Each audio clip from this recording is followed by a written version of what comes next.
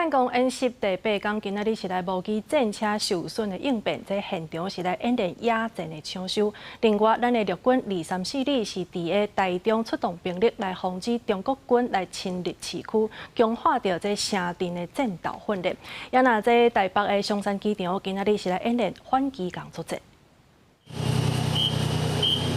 听到比亚车的指令，陆军584旅印811救济车渐渐挖进 CM11战车，准备展开野战抢修的任务。官兵分工合作，拍开战车的骨壳，也就是砍引擎的壳，随后来换印811救济车出马，执行吊挂的作业。时间真宝贵，现场研判是4号歹去，陆军第3地区支援部的官兵赶紧爬起战车换零件，是就为了部队夜清警戒。 汉光41号演习第8天，抢清防御作战，国军模拟解放军登陆了后，CM11战车甲敌军相战，有出现故障，只需要野战抢修，验证后期维持甲修理的修复能力，恢复战车的战力。汉光演习正值暑假期间国军在校园进行相关的操演，获得校方大力的支持，可以让学生近距离看见国军守护家园。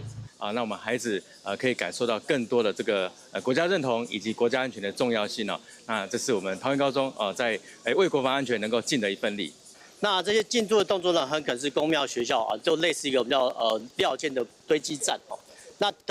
等这些一线的部队受创的战甲车拖回到第2线之后呢，他们就可以在相对比较安全的地方呢做维修。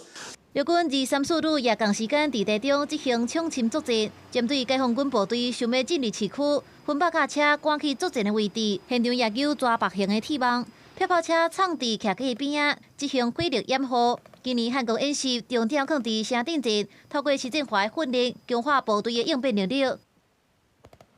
这周边的区域构筑了逐次防御的阵地。 也预化了一个歼敌的区域，来引诱敌人进入我们预想的阵地，来进行集火射击。第3作战区是执行首都保卫战，防止解放军对台北松山机场执行突击登陆，直接攻入去政治经济中心。三军结合航警局、宪兵，赶紧展开反机动的作战。 先用高烟打空港场阻碍解放军登陆，陆战队的官兵操作会当早咧行的刺针飞弹，打击空中的目标。守备部队结合驾车、连啊车甲火炮，用火力压制敌人，展现三军部队联合作战的能力。国际新闻采访报道。